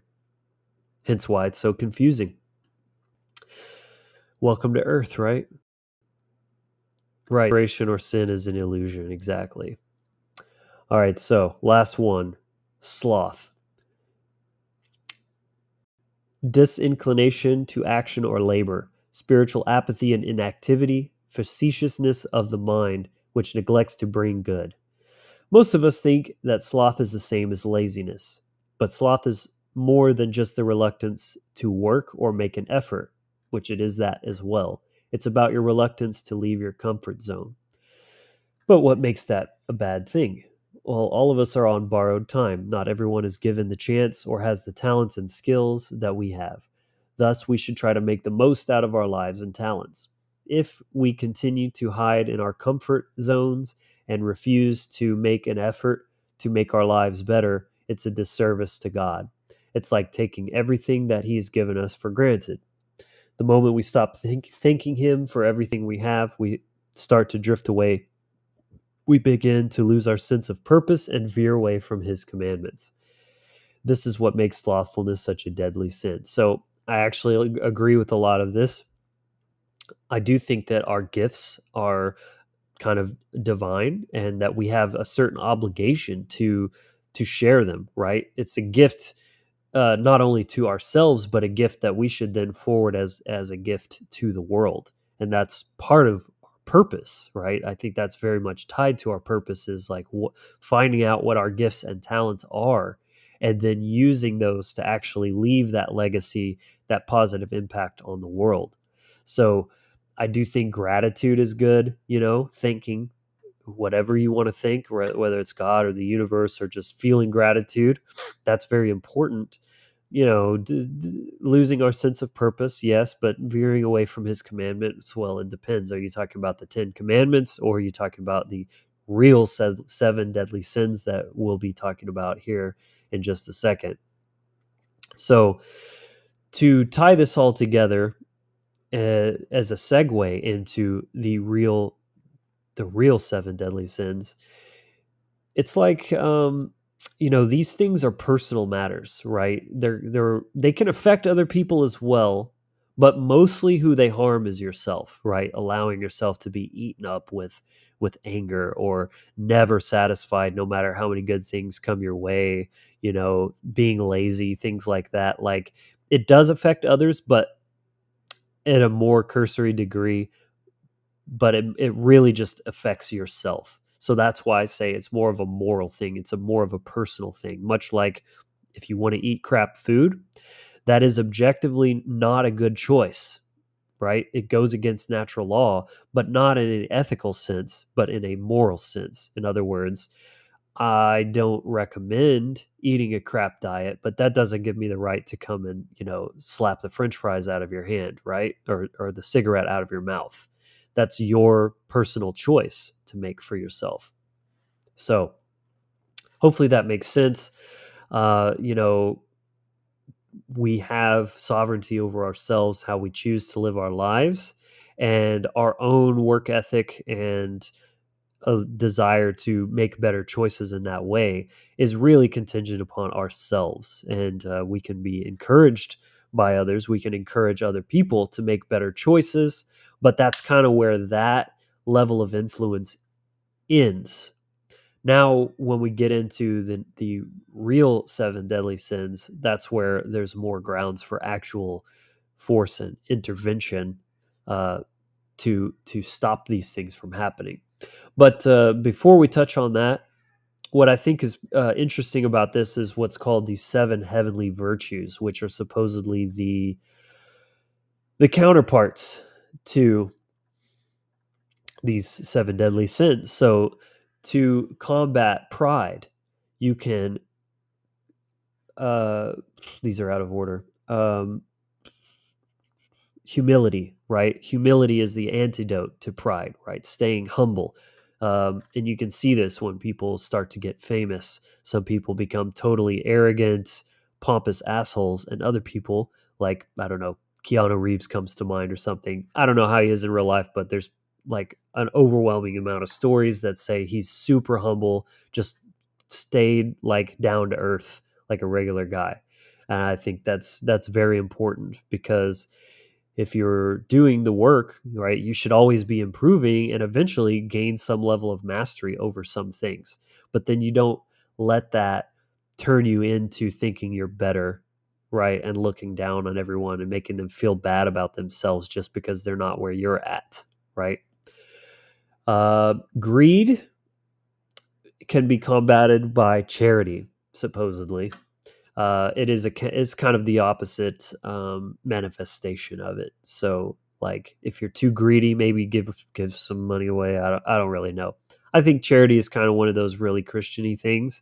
I think it's very useful and good to help people sometimes, but I don't always think it's the right thing to do. In fact, oftentimes helping people, being the good Samaritan, is actually causing harm because you're enabling people. If they're making bad choices, you're kind of bailing them out, and they're not necessarily going to learn those lessons, right? And in a way, you're kind of even enabling them, right? If you give a homeless person money and they go and just buy more alcohol with it, you can say, well, I gave it to them. It's up to them what they chose to do with it. But did you actually help that person? Be honest with yourself. Did you really help them by giving them their next fix? I would say definitely not. So, just some food for thought of where that Christian mindset sometimes gets a little bit out of whack. Um, Forgot where I was. Humility, charity, chastity would be the answer to lust, right? I would say chastity sounds like you put on a chastity belt and you're like, again, you castrate yourself. I don't think that's the answer. I think it's just, first of all, being very, very aware of yourself and exercising self-control, right? Understand your urges, acknowledge when they're happening, but then have the mental strength, inner strength to like not become a slave to those desires. Gratitude is the answer to greed, because instead of feeling, actually envy would be the counterpart. See, those get a little bit confusing, right? If you feel yourself that insecurity about someone else's abundance or skill or experience or something, that would be a great moment to answer that with, like, reminding yourself what you're grateful for. I actually think that's a really great practice, and something that pretty much everybody feels, that little twinge of jealousy and envy sometimes. So that's a good tool that you can kind of use, of, like, again, self-awareness is key.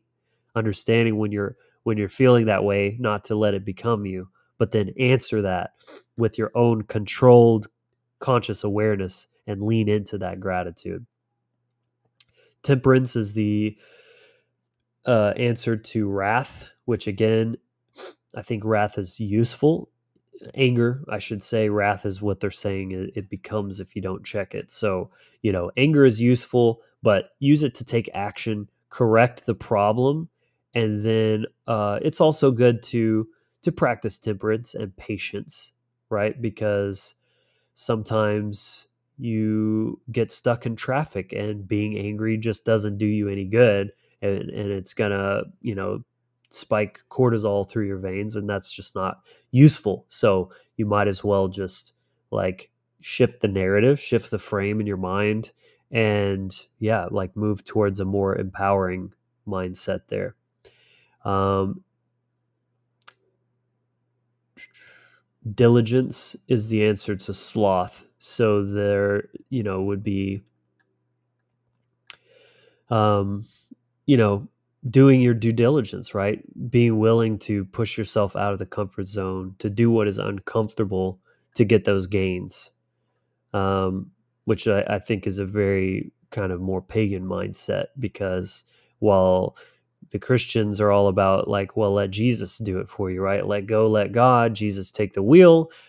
Odin said, fuck that. I'm going to hang on this tree and I'm going to suffer and I'm going to scream, taking up that knowledge and that advancement and evolution. That's where the true power comes in. So, yeah, thank you for that, Sarah. Glad you're enjoying this. So that covers the OG Christian 7 deadly sins. Now let's get into the real 7 deadly sins, which is theft, trespass, coercion, assault, rape, murder, and deception. These are actual ethical wrongdoings that objectively cause harm to other people and things that no person under no circumstances has the right to do. And they all essentially boil down to forms of theft. So theft is one of them, but that's kind of more specifically referring to taking the product, taking the property of another person, whether it's money, a car, doesn't matter what it is. It could be even like vandalism, for example, because you're claiming, right? If you go and key someone's car, you're taking an action that you would only have the right to do if you were the rightful owner. So you're making a claim of ownership on that car by taking an action that you would only have the right to do if you were the owner, but you're not the owner, so that's a wrongdoing. Well, these are all forms of theft because they're a false claim of ownership on some type of right or property of someone else. So trespass would be acting as if their land is your land. So therefore you can travel about as you please. And that is not something you would have the right to do unless that person gives you permission. Sure, come on over and have a drink. Then that's okay because that person gave you the permission of what to do with their property or what you're allowed to do. Coercion is a theft of free will choice. If you do this or if you don't do that, then I'm going to assault you in some way, right? Or steal your stuff, or I'm going to do one of these 7 deadly sins to you if you don't do what I say. So therefore, that person may choose to comply with you, but you have obfuscated and distorted their matrix of free will choice, because that's not a choice that they would have made if you had not coerced them, right? So you're stealing their free will ability to act in accordance with what's best for them. Them giving you your wallet because you're holding a gun to their head, that's not in their best interest. Assault is a false claim of ownership upon the body of another person. You could even say it's a form of vandalism, right? Instead of keying their car, you punch them in the face and break their nose, or scratch them, or shoot them in the leg or the head even. That's going to escalate from assault to murder, because if you assault them to the point of death, now you've got 2 crimes on the rap there. But essentially, again, assault is I own your body. I can do with it whatever I want, including causing harm. Rape is the theft of voluntary sexual interaction, giving, it's kind of like coercion, right? It's taking away their free will choice to say no to that. Murder, obviously, is taking a life. They even call it, taking someone's life. You're taking that which is not yours. And deception, this is one that often gets forgotten because it's like, well, it's not physically harming anyone, but much like coercion, deception distorts the matrix of free will choice. In other words, if I tell you, hey, would you like to buy this vacuum cleaner? It works fine. And then you buy it and you get it home and it's broken, right? You made a choice that you would not have made if I had been forthcoming with that information that it's broken, right? So that distorted your free will choice through deception, through withholding or bending truth information. So, and that can absolutely lead to very harmful effects, right? I mean, there's many examples of that, but it can objectively cause harm, not directly, but sort of indirectly. So that definitely goes on the list. And again, you're taking a person's ability to exercise informed consent. There's a reason that that's a concept, informed consent, because you have to have all the information that you require to make an informed decision. And if you don't, your decision might be faulty. and again, at that person's expense.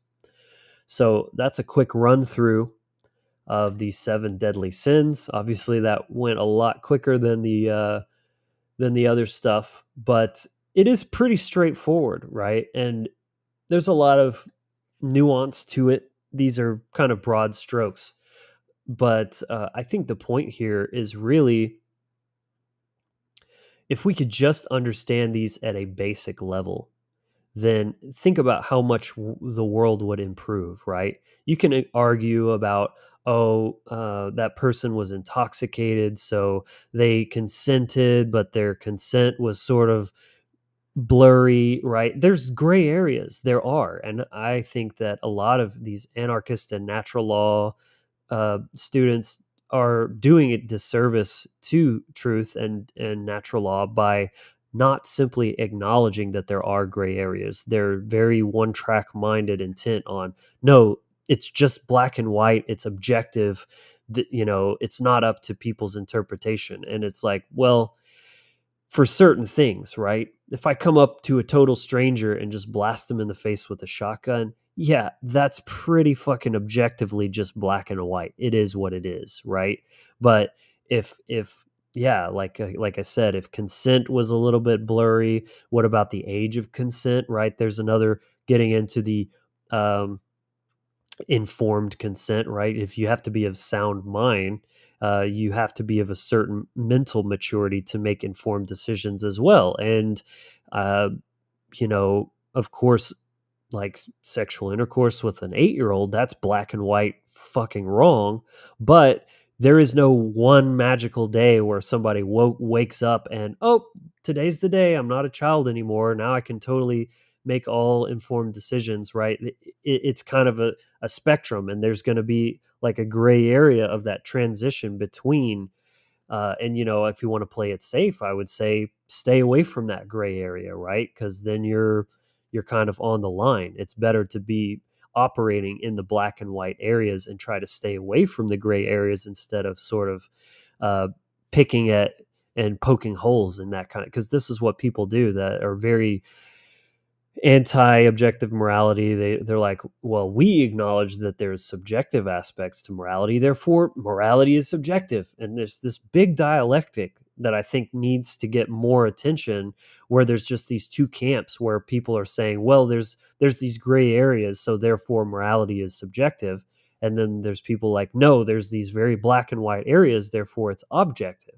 Well, they're both correct. And I think it's really important to acknowledge that these things exist. There are black and white and gray areas. And I think that what it comes down to is that people are afraid of taking that responsibility, of using discernment, of actually exercising their own conscience.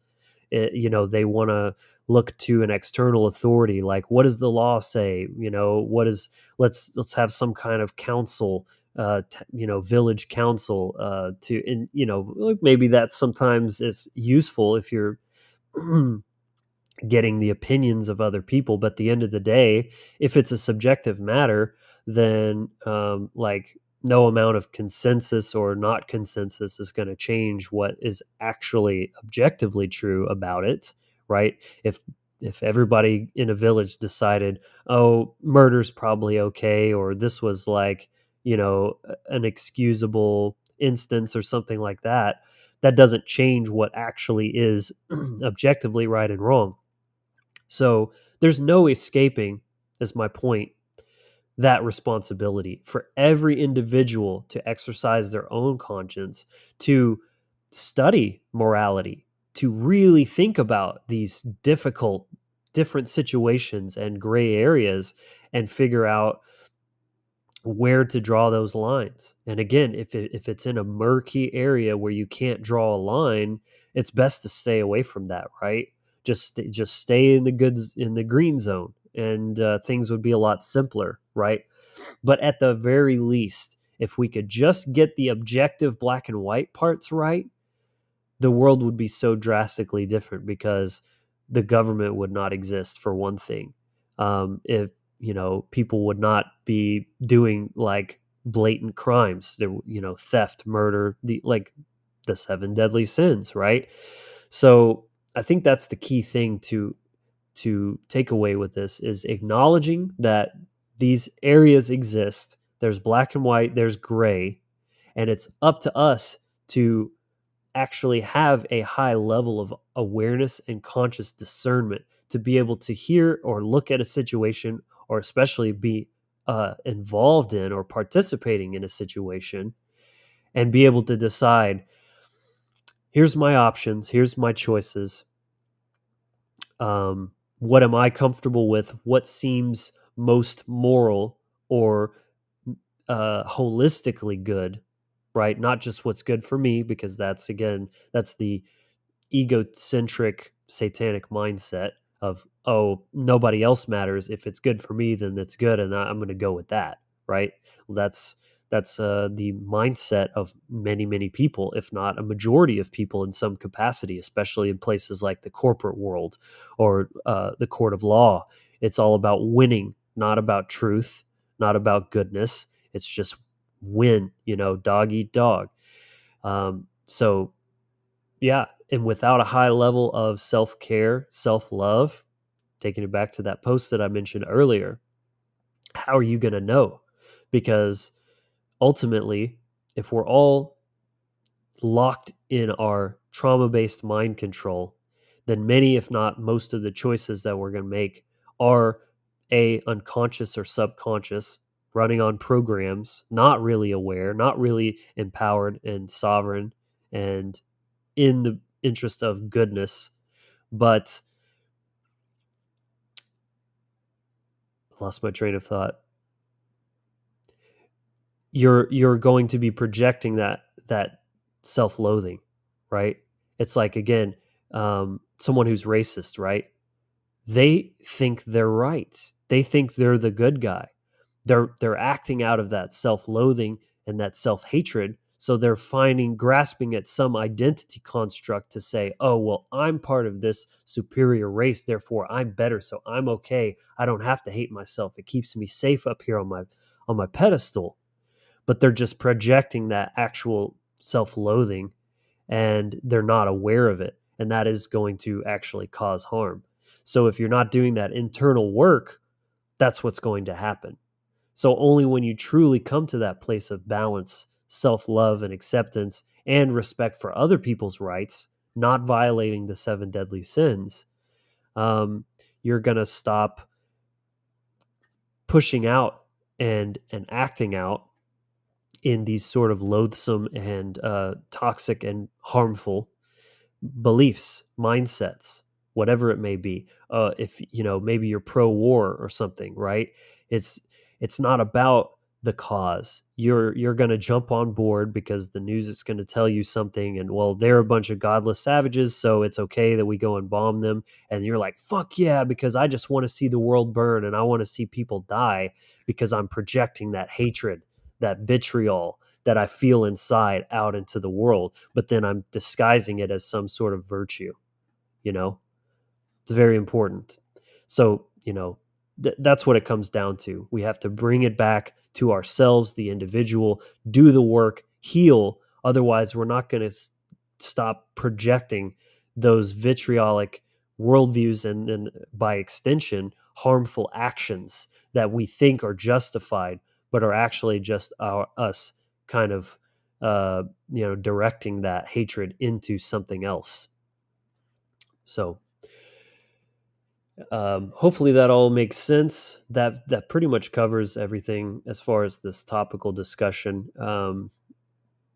Is everybody alive still out there? I see we've still got 30 viewers, but the chat's gone a little bit quiet. Give me some feedback here. Let me know, guys. What do you think about this? Do you agree? Is there something that I missed? And I guess real quick, I can drop the share link into the chat for anyone who wants to jump in and ask me a question. That is now in the chat. Don't be shy. You can come on video. You can be on audio if you like. You can ask a question or just, say something, whatever you like. Still here. Thank you, Sarah. Glad to know. Before you pray, take action. Yeah, exactly. It's all about property rights. Yep, derived from self-ownership. So all wrongdoings are derived from property rights. What is your rightful property? What do you own? Your body, your choices, and your right to operate freely in the world, unhinged, uninhibited by people. I can't talk right now. The foundation of the great work. Absolutely. So we'll see if we have any questions. You can drop a question in the chat if you like. But if we don't get any, then I will probably wrap this up here pretty soon. Thanks everyone for tuning in, of course, and for your engagement. Really appreciate that.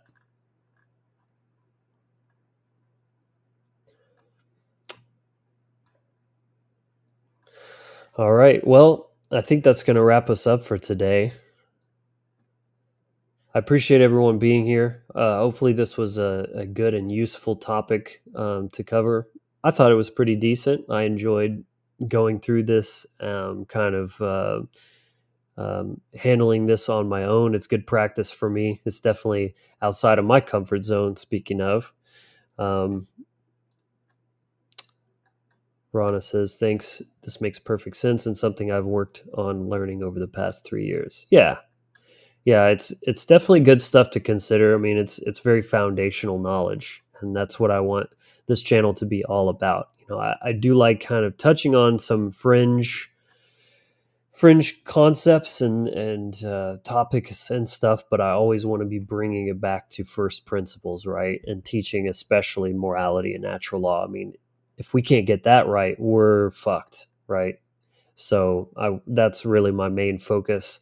And then I just throw in some other stuff for spice and to kind of round it out, because I don't want to be too just one track minded nailing on something here. But in your opinion, why are people waking up at this time in history? Well, great question. Thanks, Dick. A bit of different ways I could answer that. I do think it's part of a larger cycle to start with the kind of the macro perspective. If you ever heard of something called the precession of the equinoxes, I don't know how much stock you put in this. It's something that I've heard, and it definitely seems to make sense that the Earth is moving on its axis in a sort of a circular wobble, and we go through these phases of dark ignorance and then enlightenment and awakening and evolution. And it makes sense, right? It's all kind of a spiral, right? Wisdom moves in spirals. Nature moves in circles, right? It makes total sense from a natural law perspective. And I do think that we are, moving into the age of Aquarius. This is a cyclical time for awakening and the apocalypse, which means all shall be revealed. But even on a more practical, ground level viewpoint, I think that we've been through enough at this time. Things are ramping up to the point that the mirror is becoming unavoidable to be reflected back at what we're creating here. The chaos and harm and the suffering that's unnecessary is being perpetrated by ourselves, by us and our actions. And I always think about in the Matrix, if you ever notice, the more powerful Agent Smith becomes, the more powerful Neo becomes. Or is it the other way around? Is it the more powerful Neo becomes, the more powerful Smith becomes? Because they're two sides of the equation, right? They're on the two sides of the equal sign, right? So they're balancing. And the governments, the world, the world institutions, the global networks, and the powers that should not be are ramping things up. And I think that's sort of acting as a sort of a catalyst to propel us forward into a higher level of awareness as well. So hopefully that's making sense. It's like we've had enough. The worse things are getting, the more we're being abused, the more people are kind of it's putting some people into a deeper trance because it is trauma-based mind control. But for some, it's having the opposite effect of it's actually kind of shaking them out of their slumber and being like, okay, what the fuck's going on here? Like, I want to understand what's happening, why it's happening, and then how can we stop it? Because it's becoming more and more obvious that we're on a very clear trajectory towards destruction, or at the very least total enslavement. So that's my take. Hopefully that answers your question. Thank you for that. Daryl says, could you elaborate a little more how government commits all those acts of theft for the viewers? Absolutely. Great question. So start with theft. First and foremost, obviously, there's taxes. That's a big one. It's blatantly obvious. Taxation is theft. It's by force, by coercion. We are claiming ownership, right? We have the rights to a portion of your labor, right? That is the definition of slavery. Like, you work and we will take our cut, whether it's 100% or 10%, it's all slavery. It's just different degrees. So that's the big obvious one. Trespass. Well, they can come to your house. They can kick in your door if they're doing something they decided they don't like, or is some kind of threat to national security, or whatever they decide is a reasonable justification. Then they can, yeah, absolutely let themselves into your property. Coercion. Well, everything they do is coercion. Everything they do through law, legislation, and enforcement is all backed by violence. They're not suggestions. They're not, would you please do this? It's no, do this, comply or die, literally.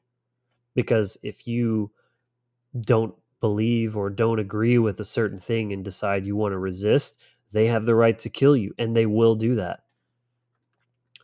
So there's murder as well. There, go ahead and knock that one out as well. If I say, hey, you're gonna come do laundry for me once a month, and you're like, no, like, that's stupid. You don't have the right to say that. And then I'm like, okay, well, I'm gonna come pick you up once a week to bring you to my house to do laundry. And if you try to resist me doing that, then I'm going to escalate force up until killing you. Well, that's literally what the government does. That's how all laws operate. Is, here's the law, and if you decide you don't want to comply, or you think you have some better idea of morality, well, it's not up to you. We'll decide for you with force. Rape, now that one, it's a little ambiguous. There are plenty of cases where police have molested people, raped people. You got the TSA illegally feeling you up. They're not even part of the government, I think. Pretty sure. I think they're a private corporation. I could be wrong about that, but regardless, that's dabbling in that territory, though. That's one that's not the most obvious of everything. And of course, deception, well, that's one of the biggest ones of all. It's all deception, right? Even to legitimize their own existence is a deception. To trick you into thinking that slavery is not only moral and acceptable, but necessary. That's the ultimate deception. And then everything they do through their propaganda, they own the media companies. They're deceiving people, not only, again, to justify and validate their own existence, but then to further polarize people into left and right political parties and otherwise, to create even more dissent and chaos. Because guess what? Well, that's why we're here, right? The worse the world gets, the more crime there is, the more you need government, because it's just not safe, right? We can't be having freedom. you need more government to combat that, even though the more government is creating more chaos, and it's a self-fulfilling prophecy, and it's a cycle that never ends. So that covers all those. Thanks for that question, Daryl. If I asked, my answer would sound like an echo with as many others at this time. Thank you. Yeah, I appreciate that. It's a shame most Christians don't know what true sin is. Right, right. And I mean, those who know me know I'm not a big fan of Christianity. Now, I think it's important to differentiate people from their beliefs. I'm not anti-Christian, as in I'm not anti-Christians. I'm anti-Christianity. And that's as much out of love for the people that are believing it, right? I don't want you to believe in disempowering bullshit. It's bad for you. I want you to let go of that programming and actually rise into your true potential, which you're not going to do believing in stuff like Christianity. So, yes, very true as well. Interpretation, because it's all, well, if the laws themselves are subjective, they're just right. We got together and decided, hey, this was a good idea, we're going to enforce this. It's all subjective there. So of course, even within there, we can bend the wording and create these little loopholes so that it really works out in our favor, and however is most advantageous to us at the time. Nothing we own, well, in my opinion, nothing said we own you more than U.S. military draft. Yeah, that's true. Yeah, absolutely. Yeah, against your will, you're going to sacrifice your very body and life if necessary to, go and inflict violence on other people, all to serve our agendas. Nothing to do with freedom, nothing to protect actual rights, which is the nonsense that they peddle as, oh, fight and serve your country and you're fighting for freedom. Bullshit, dude. Nothing of the sort.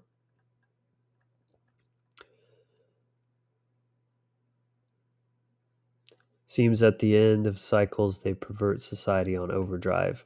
Yeah, those are the telltale signs of the end stages of a collapsing empire, and we've seen this in history, in our own history, like that we actually have access to, because obviously, we don't have the complete story by any means, but even what we have access to through, Rome, Egypt, the British Empire, they've all ended the same way, and all of those signs are there.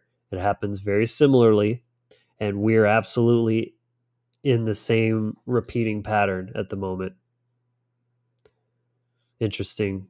Painting the lamb's blood on the door while they hide. Yep.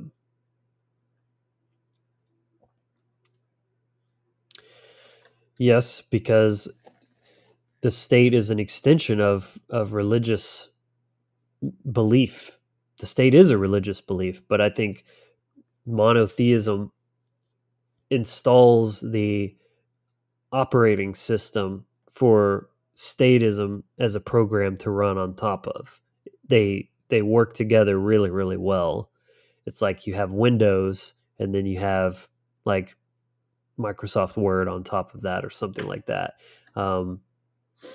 Because they're both forms of external authority that get you to abdicate your power and your authority to something else, whether it's God, the church, government, politician, whatever it may be.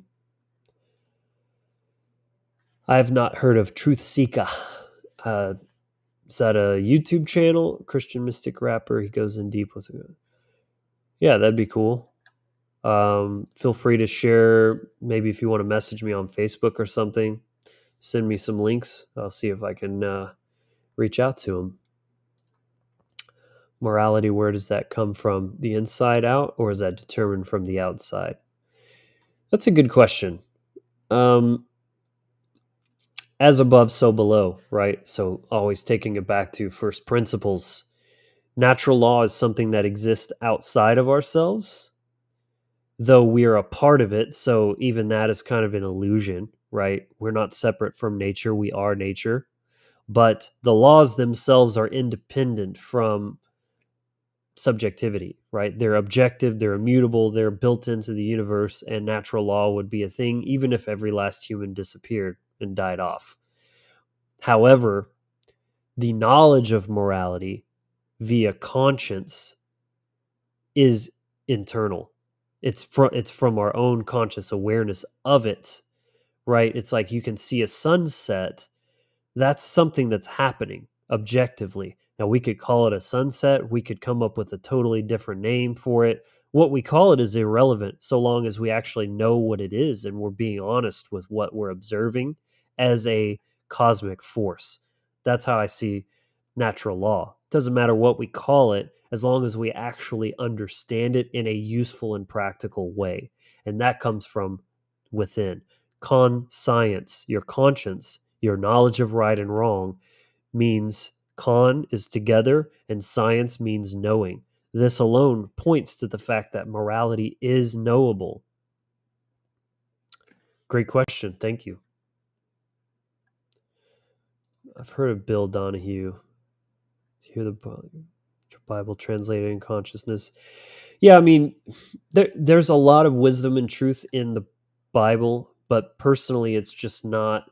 I don't resonate with that path. I just, there's so many traps and snares and programs built into it.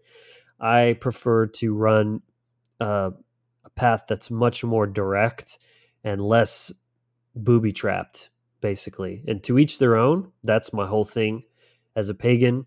What you practice, how you find God, how you find truth yourself, whatever, that's completely up to you. I really don't care as long as it's actually useful. That's why I speak against Christianity, because I'm pointing out the ways that I think it's harmful. That doesn't mean I'm going to try to force anyone to not be Christian, but I'm allowed to say what I think about it. And that's just, that's where my influence ends, right? I'm allowed to speak my mind, and that's what I'm going to do because, again, it's actually coming from a place of care. So, I call it the poison cup. It's like, yes, you can drink from it and you can build up your fortitude for poison and processing that or run it through a filtration system. But hey, man, there's a clean water source over here. Why don't you just dump that shit out and come just drink clean water? It's much easier. That's my take. The in and out are reflections, absolutely.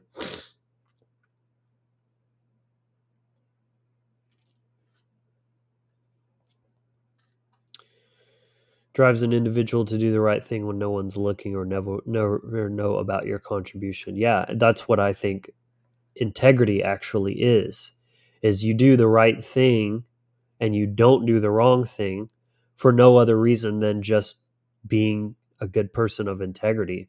That's so important, because if you're doing it for accolades or to, be seen as a good person, well, your motivations aren't pure.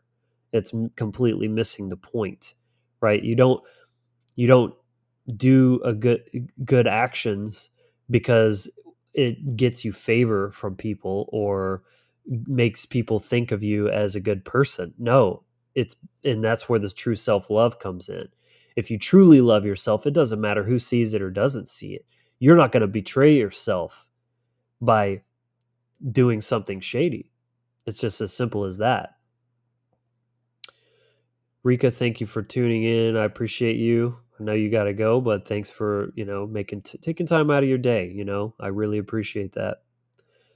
The Bible isn't for everyone. Yeah, many paths, right? And I don't think it's the most direct path either. It's like, what can I say? I like efficiency. Call me crazy, but I'd rather just not have to do all this work of discerning what's a program, a virus, and what's actually useful. Not if I don't have to, anyways. Where's the line between reflection of as within, so without, or as above, so below? If you witness something bad outside yourself, how can anyone say you're connected to that? Yeah, exactly. And that's kind of what I was talking about earlier, where I said it's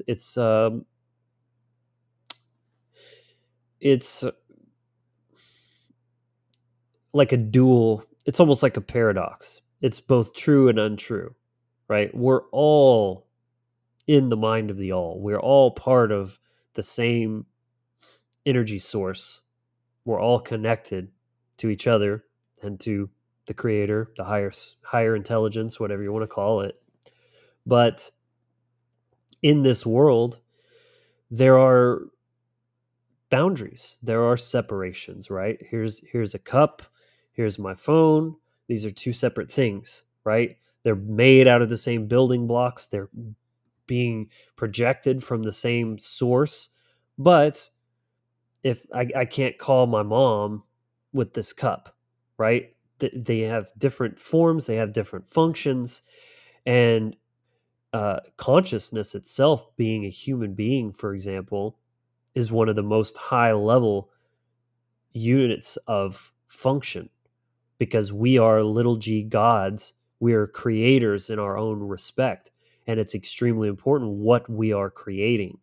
And morality has everything to do with what we're creating and having those foundations in place to assume we have all this room for freedom and creativity so long as we don't violate these 7 laws. It's very simple, but yet, that's where the line is, because you have all this room for freedom. You just have these 7 things that you don't do, and only it's not like, oh well, I guess if that's all, that's easy enough to comply with. It's not just a matter of convenience or practicality. It's also being holistically, like, if you do one of those things, you're betraying yourself by also being a hypocrite, right? You can't possibly want your consent violated because that's how it's defined, as something that you don't consent to.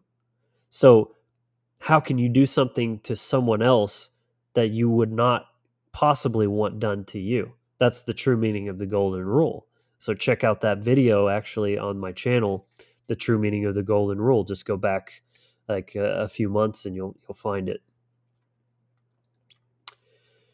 The majority of people do not understand the esoteric significance of so-called religious doctrines. It's always rooted in occultism, nature, and truth. Yeah, exactly.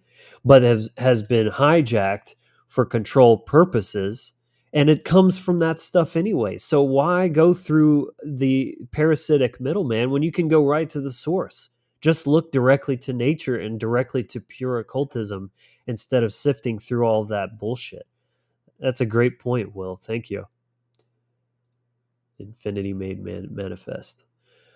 Awesome comments, everybody. I'm actually surprised and grateful that the chat started popping again, and I got some great questions here. I really enjoy interacting with you guys. I love creating kind of off the cuff answers.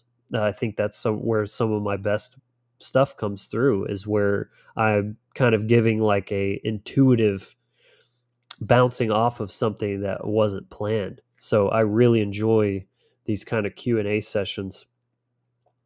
So, but I think this is a good place to end off for the day. I got to go take care of some stuff anyways, go move some shit, help my dad out. So thank you everyone for being here. I hope you enjoyed the show. If you did, of course, please, first of all, click the like button. It takes a split second to do, and that's the easiest and best way to help the channel out. But if you want to go a step further, of course, definitely subscribe. Make sure you click the bell, but also share with a friend. I don't want this to be an echo chamber. I want to be constantly trying to reach new people. So share this with somebody, a friend, a family member, even a coworker, somebody that you think can benefit from learning more about morality and spirituality, and hopefully they'll stick around and become regular viewers of the show and of the podcast and everything, because ultimately I want to help as many people as I can. So you can help me do that as well, because that's what Tribe's all about, right? So much love to you all. I hope you have a great week. Keep kicking ass. Keep powering through the flames. Big changes are coming, as Rodney was talking about earlier. We're almost there. So these next 2 weeks are going to be absolutely critical, that you're doing the work, that you're sticking in the fight, not giving up, keeping a positive mindset, a powered mindset, and keeping your eye on the fucking prize, right? What are you here to do? What are you working for? What kind of life do you want to live? Ask yourself these questions first and foremost. And then what are you doing about it? How, are you actually taking action? Are you moving towards that goal? And what are the milestones? Because maybe your goal seems really far away, but what are the little things that you can do on a daily basis that'll move that needle and get you there a little bit closer? Focus on that. Believe in yourself. Love your damn self. And we're in this together. So I love you all. Thank you so much for being here. I'll see you next week for another episode of the Wizard Factory Live show. But until then, be empowered, inspired, and encouraged. Peace.